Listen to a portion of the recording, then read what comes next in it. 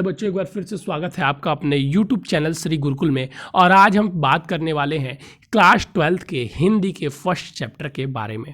इससे पहले लेक्चर में बच्चों ने पढ़ा था कि जो राष्ट्र का स्वरूप है वो तीन चीज़ों से मिलकर बनता है, भूमि, भूमि पर बसने वाले जन और जन की संस्कृति से।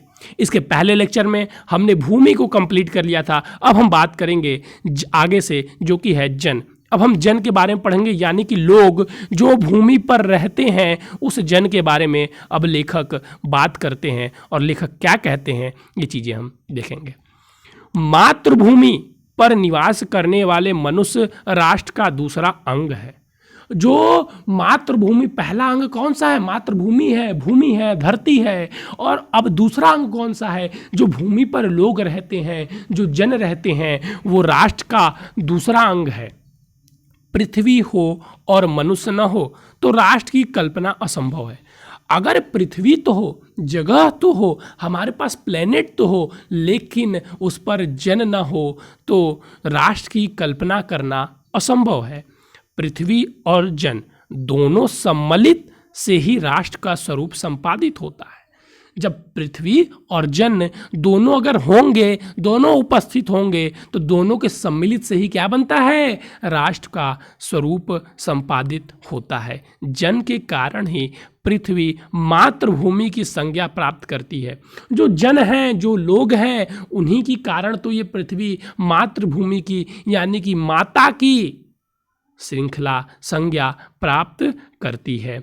पृथ्वी माता है और जन सच्चे अर्थों में पृथ्वी का पुत्र है। पृथ्वी क्या है? माता है। और जो जन है वो सच्चे अर्थों में पुत्र हैं, जिसे आप देखिए वही लिखा गया है, माता भूमि पुत्र पृथ्वी, भूमि माता है मैं उसका पुत्र हूँ। माता, भूमि मेरी माता है और मैं उसका पुत्र हूँ।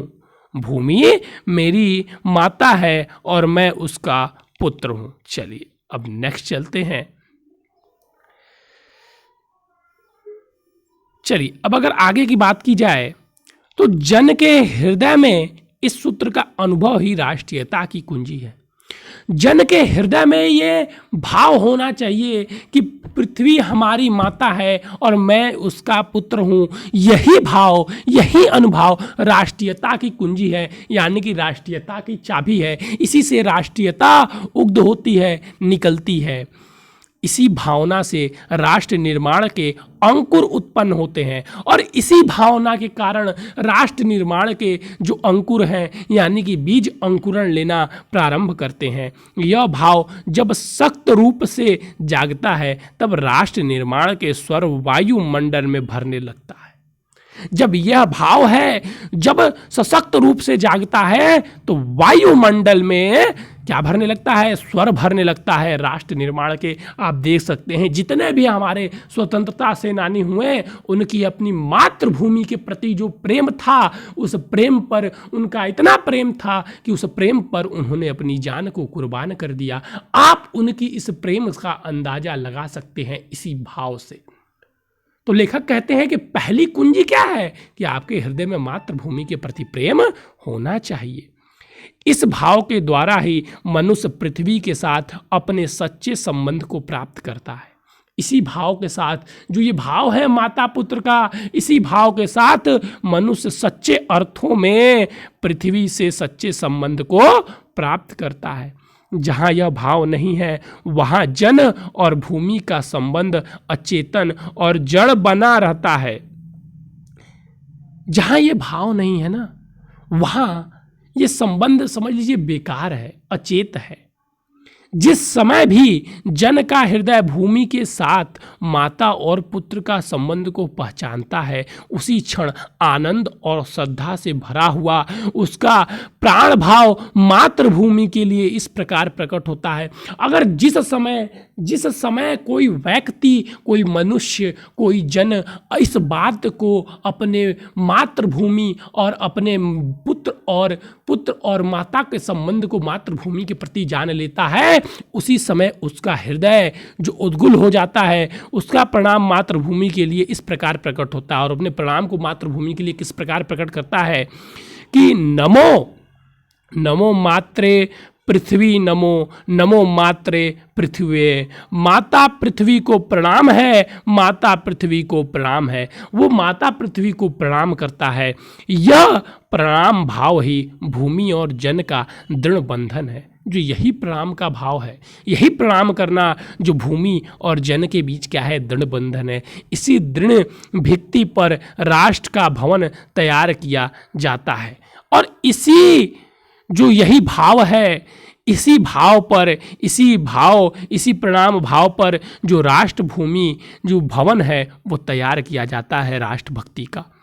इसी दृढ़ चट्टान पर राष्ट्र का चिर जीवन आश्रित रहता है और इसी चट्टान पर यानी कि इसी निश्चय पर ही राष्ट्र का चिर आश्रित रहता है। इसी मर्यादा को मानकर राष्ट्र के प्रति मनुष्यों के कर्तव्यों को, अधिकारों का उदय होता है और इसी भावना को जानने के बाद जो मनुष्य हैं, जो जन हैं, उनका अपने राष्ट्र के प्रति कर्तव्यों का उदय होता है। जो जन पृथ्वी के साथ माता और पुत्र के संबंध को स्वीकार करता है, वो जन जो माता और पुत्र का संबंध स्वीकार कर लेता है पृथ्वी के प्रति, उसे ही पृथ्वी के वरदान में भाग पाने का अधिकार है। जो पृथ्वी पे वरदान है, जो सुविधाएं हैं, जो नेचर है, जो नेचर सुख संपत्ति है, उसी को बस उसका अधिकार और भाव प्राप्त करने का अधिकार है। माता के प्रति अनुराग और स्वभाव पुत्र का स्वाभाविक कर्तव्य है। माता के प्रति अनुराग यानी कि प्रेम और सेवा भाव, सेवा करना उनका ये पुत्र का क्या है, स्वाभाविक कर्तव्य है, उनका यह कर्तव्य है। वह एक निष्कारण धर्म है और यह एक बिना किसी कारण का क्या है, धर्म है, एक धर्म के समान है। समान नहीं है, धर्म है ही। स्वार्थ के लिए पुत्र का माता के प्रति प्रेम पुत्र के अधपतन को सूचित करता है और स्वार्थ के लिए, अगर स्वार्थ के लिए अधपतन करता, स्वार्थ के लिए कि पुत्र का माता के प्रति प्रेम हो, तो वो अपने स्वार्थ को क्या करता है, वो अपने स्वार्थ को अनुचित करता है। कहाँ गया भाई, चलिए ठीक है। ये मतलब पुत्र प्रेम जो है माता के प्रति, ये सेवा भाव होना ही चाहिए। जो जन मातृभूमि के साथ अपना संबंध जोड़ना चाहता है, उसे अपने कर्तव्यों के प्रति पहले ध्यान देना चाहिए। जो जन है, जो चाहता है कि हम मातृभूमि के साथ अपने संबंध को जोड़े, अपने मातृपुत्र के संबंध को जोड़े, तो उसे पहले इन बातों का ध्यान देना चाहिए जो इस प्रकार है। माता अपने सब पुत्रों को समान भाव से चाहती है। देखिए, माता कोई भी माता हो, चाहे वो पृथ्वी माता हो या वह आपकी माता हो, जितने पुत्र होते हैं सबको समान भाव से चाहती हैं। और जो पृथ्वी है वो संसार ही उसका पुत्र है, तो वो सबको उतनी ही सुविधाएं देती हैं, जितनी कि अपने किसी एक पुत्र को देती हैं। इसी प्रकार पृथ्वी पर बसने वाला जन बराबर है, उनमें ऊंच और नीच की भाव नहीं है। इसी प्रकार जो पृथ्वी पर बसने वाला जन है वो बराबर है, उसमें ऊंच और नीच की भाव नहीं है। जो मातृभूमि के हृदय के साथ जुड़ा है वह समान अधिकार का भागी है। जो मातृभूमि के साथ हृदय से जुड़ा हुआ है वो उस सम्मान का, अधिकार का भागी है। पृथ्वी पर निवास करने वाले जनों का विस्तार अनंत है और पृथ्वी पर निवास करने वाले जो जन हैं उनका विस्तार क्या है, अनंत है। नगर और जनपद, पुर और गांव, जंगल और पर्वत नाना प्रकार के जनों से भरे हुए हैं। आप देखेंगे हर एक परिस्थिति में, हर एक अलग अलग जगह, चाहे पहाड़ हो, पत्थर हो, नदी हो, रेत हो, कुछ भी हो, वहाँ पर जन बसे हुए हैं। ये जन अनेक प्रकार के भाषाएं बोलने वाले और अनेक धर्मों के मानने वाले हैं, फिर भी ये मातृभूमि के पुत्र और इस कारण उनका स्वहृदय भाव अखंड है। देखिए, सब अलग अलग बोलने वाले हैं, अलग अलग जगह रहने वाले हैं, लेकिन मातृभूमि के प्रति जो प्रेम है और जो भाव है वो सबका क्या है, अखंड है। सभ्यता और रहन सहन की दृष्टि से जन एक दूसरे के आगे पीछे हो सकते हैं, किंतु इस कारण से मातृभूमि के साथ उनका जो संबंध है उनमें कोई भेदभाव उत्पन्न नहीं हो सकता। लेखक कह रहे हैं कि सभ्यता और रहन सहन के हिसाब से वो एक दूसरे से आगे पीछे तो हो सकते हैं, किंतु मातृभूमि के साथ उनका जो संबंध है उस संबंध में भेदभाव नहीं हो सकता। पृथ्वी के विशाल प्रांगण में सब जातियों के लिए समान क्षेत्र है। अब ऐसा तो नहीं है ना कि जो नीची जाति का है उसके लिए पृथ्वी अपना पैर सिकुड़ा लेती है, उसको अपने ऊपर रहने के लिए जगह नहीं देती है, सुविधाएं नहीं देती हैं। माता क्योंकि अपने पुत्रों के साथ भेदभाव नहीं करती है। समन्वय के मार्ग से भरपूर प्रगति और उन्नति करने का सबको एक जैसा अधिकार है। समन्वय के मार्ग से प्रगति करने का सबको क्या है? भरपूर अधिकार है, एक जैसा अधिकार है। किसी जन को पीछे छोड़ राष्ट्र आगे नहीं बढ़ सकता। अगर हम चाहें कि किसी जन को या किसी जाति, जैसे हमारे देश में जाति के हिसाब से लोगों को बांट दिया जाता है, और हम किसी जाति के आधार पर किसी को पीछे छोड़कर सोचे कि हमारा राष्ट्र आगे निकल जाएगा, तो ये असंभव है। अतएव राष्ट्र के प्रत्येक अंग की सुध हमें लेनी होगी। राष्ट्र के शरीर के एक भाग में यदि अंधकार और निर्बलता का निवास है तो समग्र राष्ट्र में स्वस्थ उतने अंश में असमर्थ रहेगा। ठीक है, राष्ट्र असमर्थ रहेगा। इस प्रकार समग्र राष्ट्र को जागरण और प्रगति की जैसी उदार भावना संचालित होनी चाहिए। अगर हम ऐसा चाहें कि एक राष्ट्र अपने राष्ट्र में एक तरफ बहुत ज़्यादा सुविधाएं दे दे और दूसरी तरफ कुछ सुविधाएं ही न दे, और हम सोचे कि हमारा राष्ट्र प्रगति कर जाएगा, समृद्ध बन जाएगा, तो ऐसा कभी भी संभव नहीं है, ये असंभव है। हमें इस प्रकार समग्र राष्ट्र के जागरण की प्रगति एक जैसी उदार भावना से संचालित होना चाहिए। हमें राष्ट्र का भाव, राष्ट्र की सेवा सब जैसा, सभी जातियों सभी जगह पर एक समान विकास करना चाहिए। जैसे हम देखते हैं कि हमारे जो नेता लोग हैं वो जिस क्षेत्र के होते हैं, जो प्रधानमंत्री होते हैं, जो मुख्यमंत्री होते हैं, वो अपने गण में तो विकास करते हैं लेकिन वो समग्र प्रदेश को भूल जाते हैं। इसी के कारण प्रदेश का विकास नहीं हो पाता। जन का प्रवाह अनंत होता है। जन का जो प्रवाह होता है ना, वो अनंत होता है। सहस्रों वर्षों के भूमि के साथ राष्ट्रीय जन की तादात्म्य प्राप्त किया है। अब जब से भूमि है तब से हम देखते हैं कि जन भी भूमि के साथ अपना तादात्म्य प्रदान किया है। जब तक सूर्य की रश्मियाँ नित्य प्रातः काल भुवन को अमृत से भर देती हैं, तब तक राष्ट्रीय जन का जीवन भी अमर है। कह रहा है लेखक कि जब तक सूर्य की रश्मियाँ प्रातः काल नित्य रोजाना प्रातः काल भुवनों को अमृत से भर देती हैं, तब तक, जब तक यानी कि सूर्य की किरणें आएंगी धरती पर, तब तक राष्ट्रीय जन का जीवन भी अमर है। तब तक राष्ट्रीय जन का जीवन भी क्या है? अमर है। इतिहास के अनेक उतार चढ़ाव पार करने के बाद भी राष्ट्र निवासी जन नई उठती लहरों से आगे बढ़ने के लिए अजय अमर है। चाहे कितनी भी परेशानियां आ जाए, अनेक उतार चढ़ाव आ जाए, लेकिन जो जन है वो आगे बढ़ने के लिए अजय अमर है। जन का संततवीन जीवन नदी के प्रवाह की तरह है, जिसमें कर्म और श्रम के द्वारा उत्थान के अनेक घाटों का निर्माण होता है। लेखक कह रहे हैं जो जन का जीवन है वो नदी की धारा के समान है और उसमें अनेक उत्थान होता रहता है, उसमें वो हमेशा चलता रहता है, वो निरंतर प्रगति करता रहता है।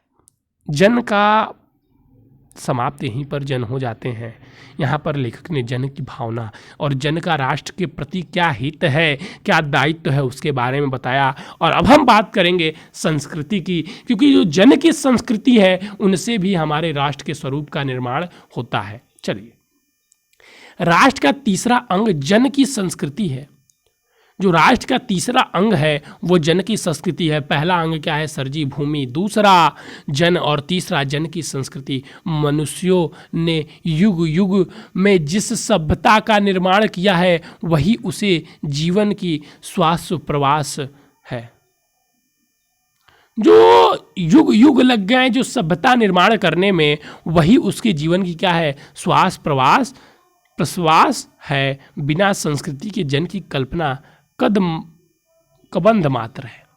और बिना संस्कृति के जन की कल्पना, जीवन की संस्कृति की कल्पना जो है वो समझ जाइए कि एकदम मतलब वो असंभव है, वो संभव ही नहीं है। संस्कृति की जन का मस्तिष्क है, जो संस्कृति है ना वही जन का मस्तिष्क है।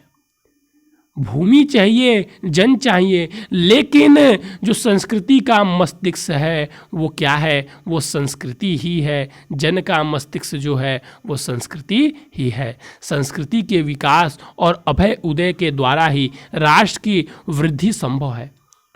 बिना संस्कृति के विकास और अभ्युदय के राष्ट्र का जो उत्थान है, वृद्धि, वो संभव ही नहीं है, क्योंकि जो जन का मस्तिष्क है वही संस्कृति है। तो संस्कृति का उत्थान एक उच्चतम राष्ट्र, एक अच्छे राष्ट्र के निर्माण के लिए क्या है? आवश्यक है।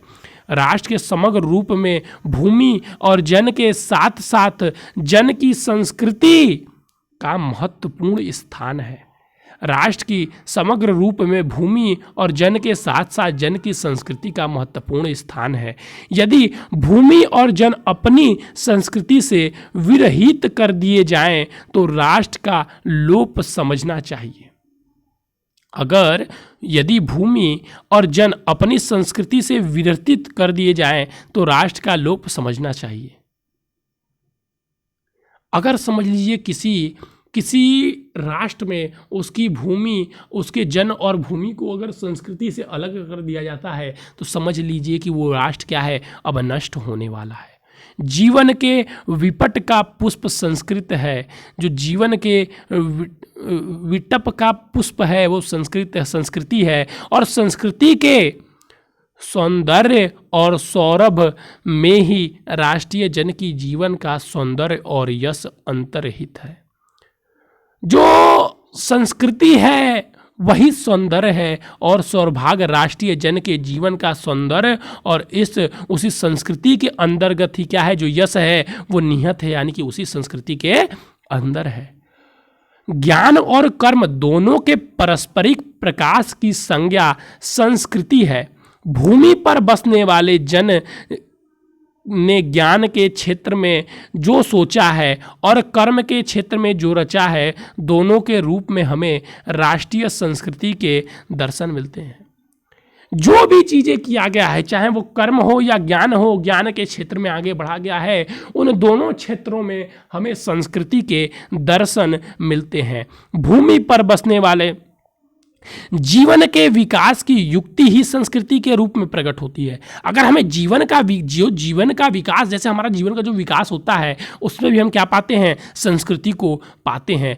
प्रत्येक जाति अपनी अपनी विशेषताओं के साथ इस युक्ति को निश्चित करती है, और जो प्रत्येक जाति है वो अपनी अपनी विशेषताओं के अनुसार इस युक्ति को निश्चित करती है।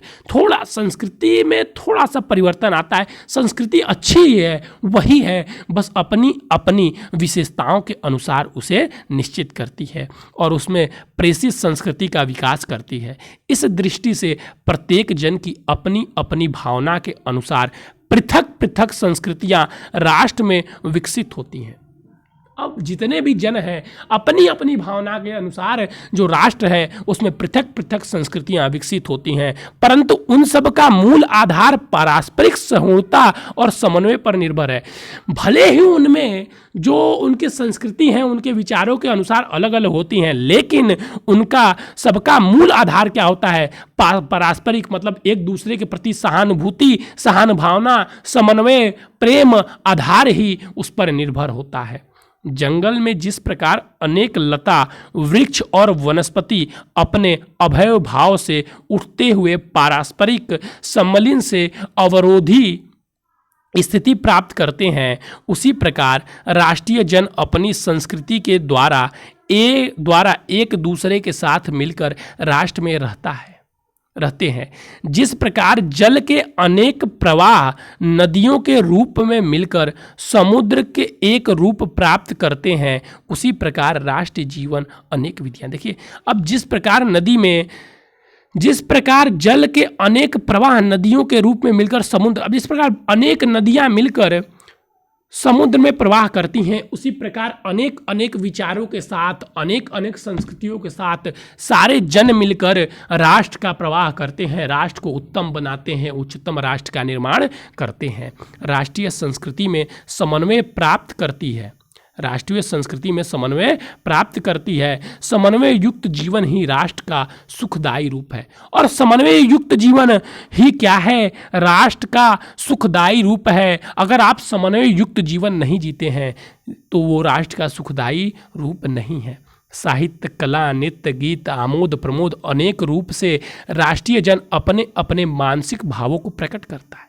देखिए, कोई साहित्य के जरिए, जो साहित्यकार है वो साहित्य के जरिए अपने मानसिक भावों को प्रकट करता है, तो कोई गीत के जरिए, कोई आमोद प्रमोद, तो कोई कला के जरिए, लेकिन सब किसी न किसी जरिए अपने विचार को प्रकट करते हैं। आत्मा का जो विश्वव्यापी आनंद भाव है वह इन विविध रूपों में से मिलकर होता है, मिलकर साकार होता है। जो आत्मा का विश्वव्यापी आनंद का भाव है, अगर इन सारे रूपों को मिला दिया जाए तभी वो साकार होता है। अगर हम एक पद्धति, एक ही संस्कृति को अपनाएंगे तो उसमें उतना आमोद प्रमोद नहीं है। यद्यपि बाह्य रूप की दृष्टि से संस्कृति में ये बाहरी लक्षण अनेक दिखाई पड़ते हैं, किंतु आंतरिक आनंद की दृष्टि से उनमें एक सूत्रता है। बाहर से यदि आप बाहर रूप की दृष्टि से संस्कृति के ये बाहरी लक्षण अनेक दिखाई पड़ते हैं, ये बहुत अनेक आपको दिखाई देंगे कि कितने लक्षण हैं संस्कृति के, किंतु आंतरिक आनंद की दृष्टि से ये एक सूत्र में है। सभी आपको आंतरिक आनंद जो पहुंचाते हैं वो एक जैसा पहुंचाते हैं। जो व्यक्ति सहृदय है वह प्रत्येक संस्कृति के आनंद पक्ष को स्वीकार करता है। जो व्यक्ति सहृदय है, अच्छे हृदय का है, वो प्रत्येक संस्कृति के आनंद के पक्ष को स्वीकार करता है और उससे आनंदित होता है। इस प्रकार की उदार भावना की विविध जनों से बने हुए राष्ट्र के लिए स्वार्थक कार्य है। अब ऐसा ही जन होना चाहिए जिसका हृदय क्या हो? सदैव भाव का हो।